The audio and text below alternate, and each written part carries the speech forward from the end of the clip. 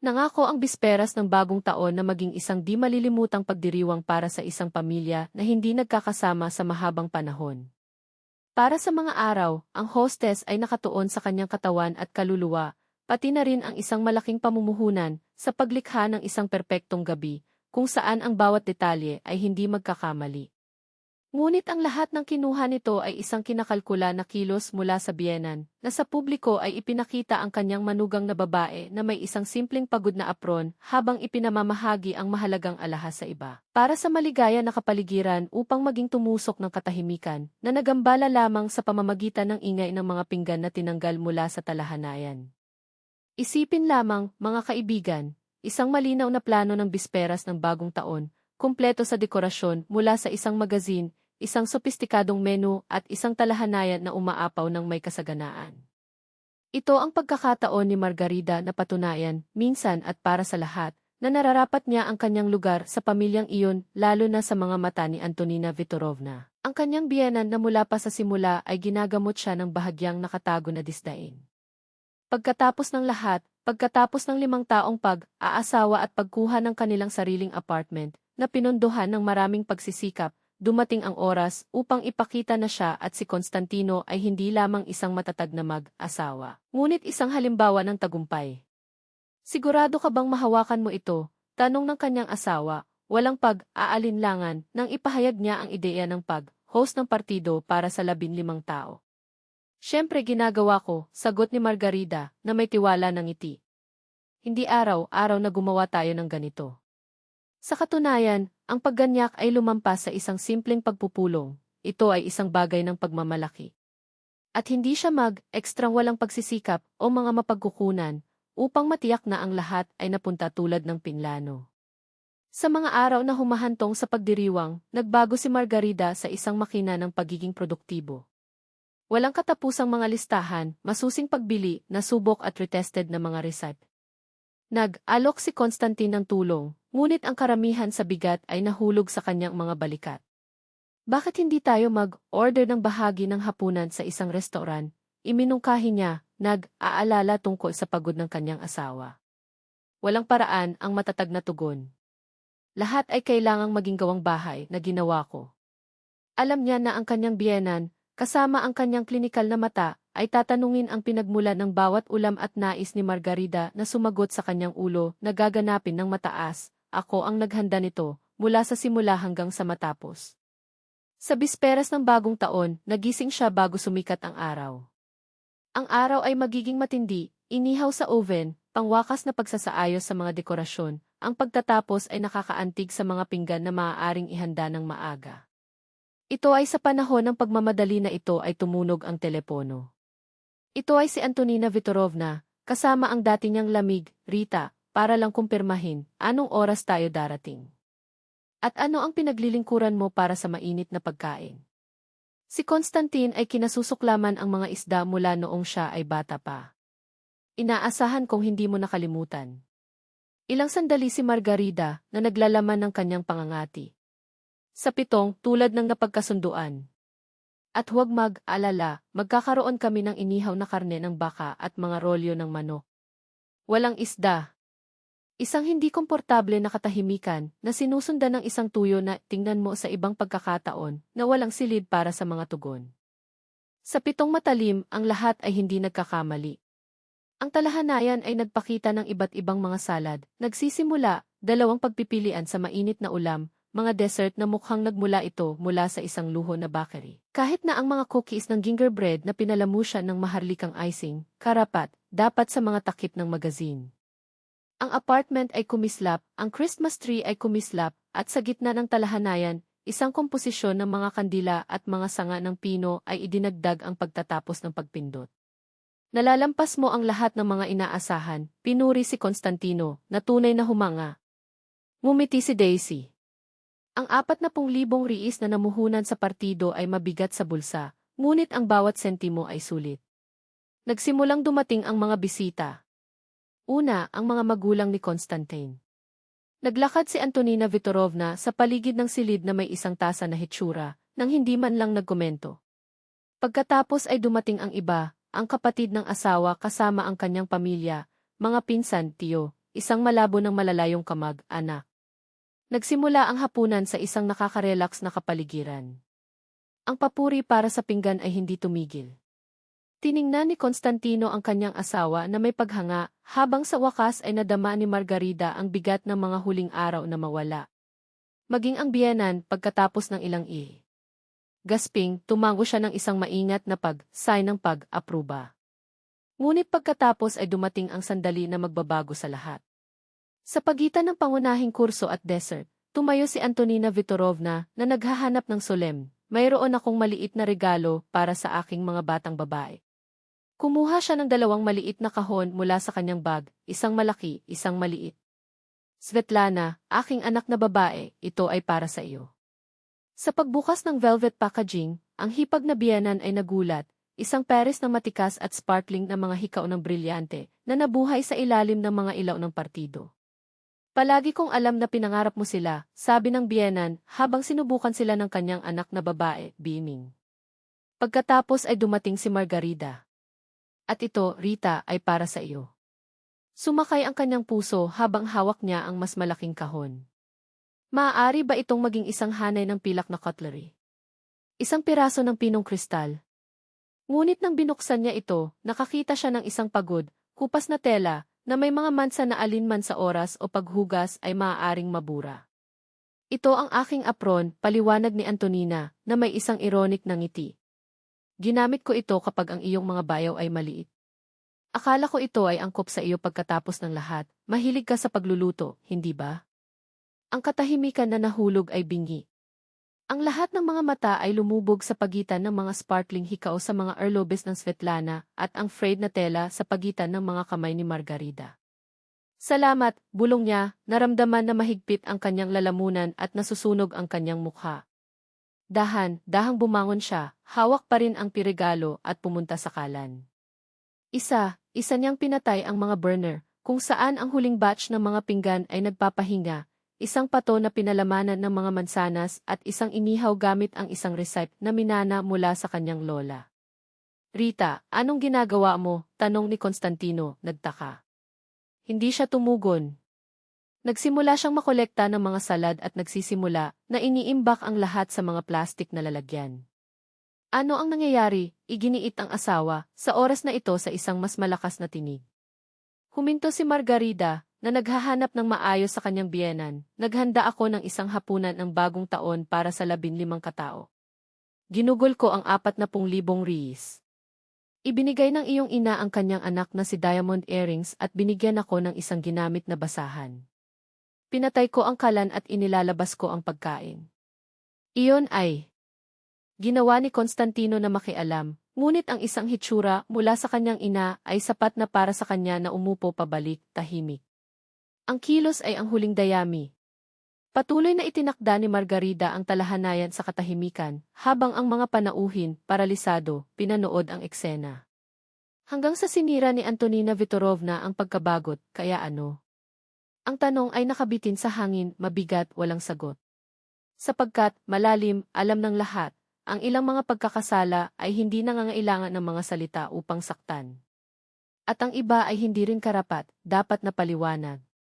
Ito ba ay dahil sa mga iinsulto ng mga bata? Gaano katindi ang loob? Inalis ni Svetlana ang kanyang mga hikaw na may mabagal na kilos, mababa ang kanyang tinig ngunit matatag. Mali iyon, nanay. Napakamali. Ano ang mali? Itinaas ni Antonina Viktorovna ang kanyang kilay.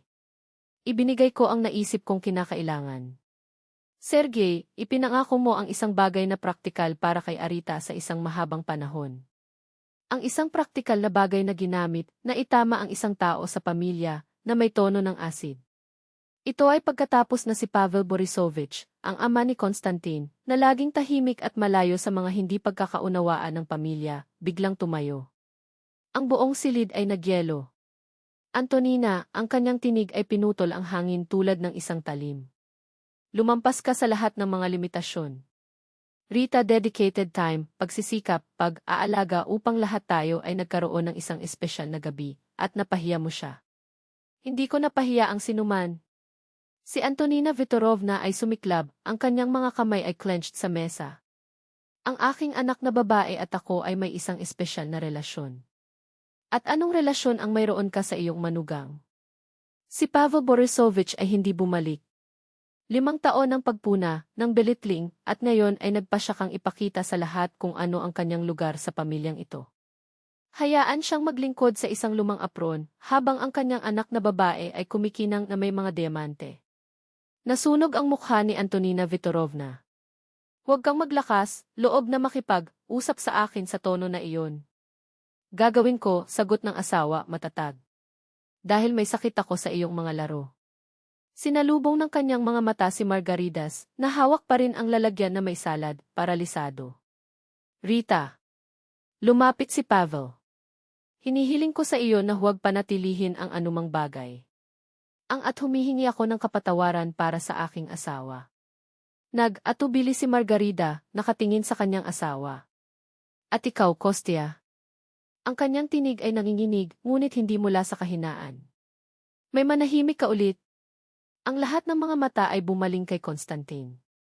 Tumayo siya ng dahan, lumakad sa kanyang ina na may kalmado na nagulat kahit sa kanyang sarili, sinabi. Nanay, kailangan mong humingi ng tawad kay Rita. Ang ginawa niya ay hindi mapapatawad. Hindi ako humihingi ng tawad, itinaas ni Antonina Viktorovna ang kanyang baba. Wala akong ginawa na mali. Pagkatapos ay mas mahusay na umalis, ipinahayag na Konstantino. Ano? Nanlaki ang mga mata ng ina. Sinipa mo ba ang iyong sariling ina dahil sa isang apron? Hindi ito tungkol sa apron, umiling-iling si Konstantino. Ito ay dahil hindi mo iginagalang ang aking asawa. Hindi man ako. At pagod na ako sa pagpaparaya dito. Sinaksak ni Antonina Viktorovna ang silid ng isang galit na hitsura, hinawakan ang kanyang bag at tumungo sa pintuan. Bago umalis, lumingon siya. Ikinalulungkot mo pa rin ito, Kostya. Nang isara ang pintuan sa likuran niya, isang makapal na katahimikan ang pumuno sa silid. Pagkatapos, lumapit si Svetlana kay Margarida at ibinigay sa kanya ang kahon gamit ang mga hikaw. Dito. Dapat sila ay sa iyo. Hindi si Margarida ay matatag. Ayoko ng mga alahas na iyon. Ano ang gusto mo kung gayon? Tanong ni Svetlana, niyakap siya. Paggalang. Ang boses niya ay hindi nag-aalangan. At nararapat ako. At mayroon ka nito, pinisil ni Svetlana ang kanyang mas magaan. Paumanhin pinayagan namin ito na magpatuloy ng matagal. Nang mawala si Antonina Viktorovna, ang hangin sa silid ay tila madali. Si Pavel Borisovich ay nagtaas ng toast kay Margarida. Ang kanilang mga talento sa pagluluto ay ipinagdiriwang, at nagpatuloy ang partido, mas taos, puso, mas mainit. Kung wala ang mapang-api na anino ng biyenan, lahat ay huminga ng mas malaya. Nang maglaon, nang mawala ang mga panauhin, tinulungan ni Konstantino si Margarida na itakda ang mesa. Paumanhin, bulong niya. Para sa hindi sa iyong tabi mas maaga. Bakit ka natatakot sa kanya? Tiningnan siya ni Margarida sa mga mata. Bumuntong hininga si Konstantin. Hindi ito takot. Ito ay ugali. Siya ay palaging isang nangingibabaw na puwersa. Sumuko ang aking ama, nasanay na rin ako. Tumahimik siya. Ngunit ngayon naiintindihan ko na ito ay mali. At ngayon? Ngayon, ang kanyang tinig ay nakakuha ng katatagan, ang lahat ay naiiba. Hindi na kita papayagan na tratuhin ka ng ganito. Hindi man ako. At itinago niya ang kanyang salita. Sa mga sumusunod na buwan, ang relasyon kay Antonina Viktorovna ay naging panahunan. Sinubukan niyang mabawi ang kanyang dating kontrol, ngunit dumating laban sa pagpapasya ng kanyang anak. Si Konstantin ay hindi maiiwasan, alinman sa paggalang sa Margarida o pagdistansya.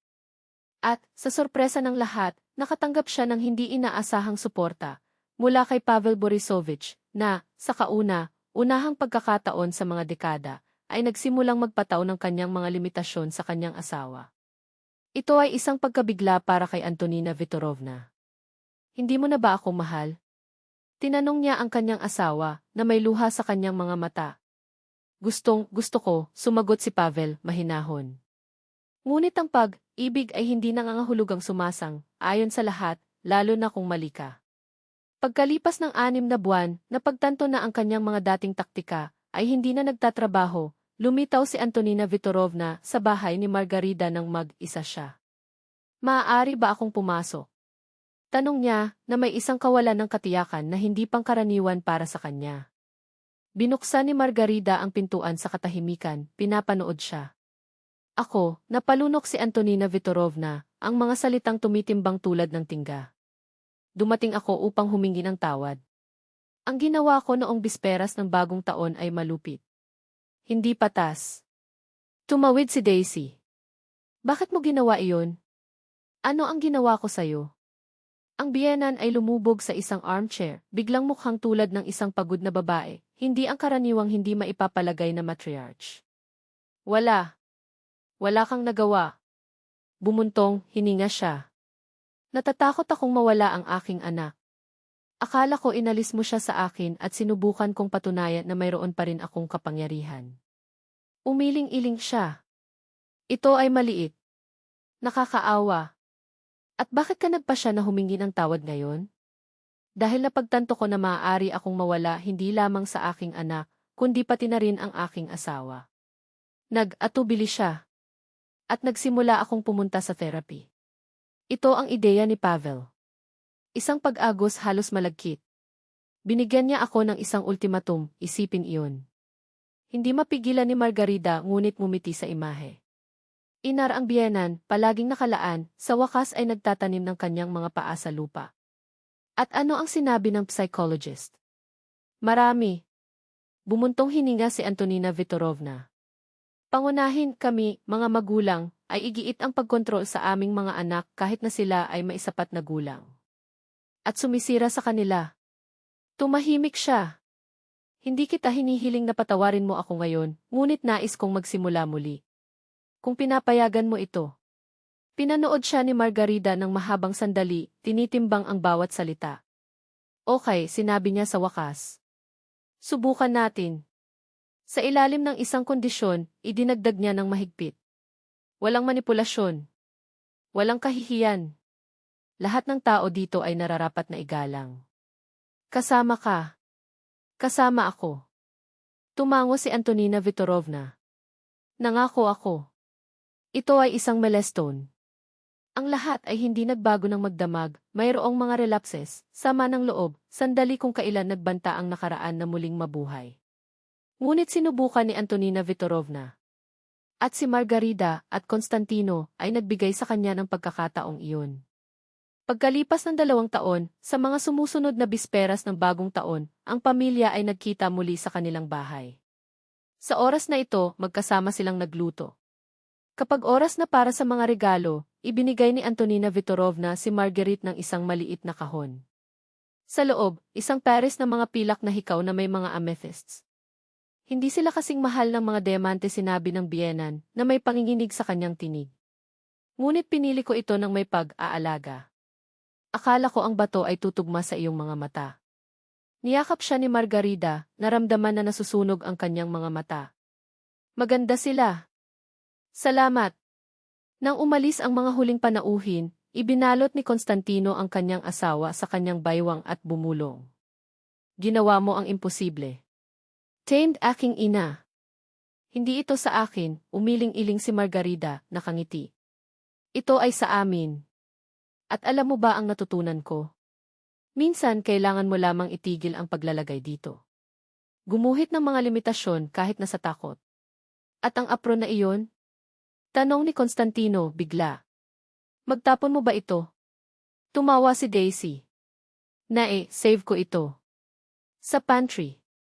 Ang kanyang mga mata ay lumiwanag. "Isang araw, sasabihin ko ang kwentong ito sa aming mga anak.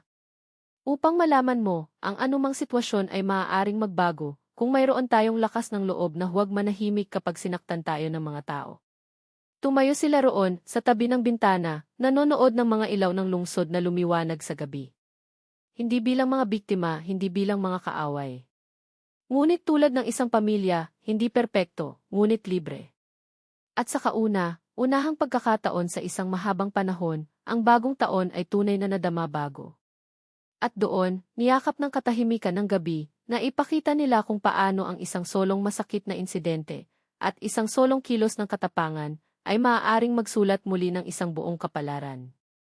Sapagkat ang tunay na pamilya ay hindi isa na hindi kailanman nagtatalo, hindi kailanman natitisod, hindi kailanman masaktan. Ito ang isa na, kahit na sa mga scars na nagpapakita, ay pinipiling tumaas ng magkasama, na binabago ang bawat salungatan sa isang hakbang na bato patungo sa isang bagay na mas malaki, ang paggalang na nakaligtas sa mga bagyo. Ang pagod na apron ay nanatiling nakabitin sa pantry, tulad ng isang tahimik na relic.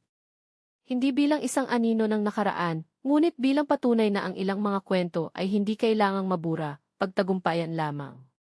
At sila, gamit ang kanilang mga kamay ay kumapit at ang kanilang mga mata ay naayos sa ilaw na abot, tanaw, ay hindi na katulad ng mga pumasok sa taong iyon. Mas malakas sila. Mas marunong. At, higit sa lahat, sa wakas ay malayang magsulat ng susunod na mga pahina, magkasama.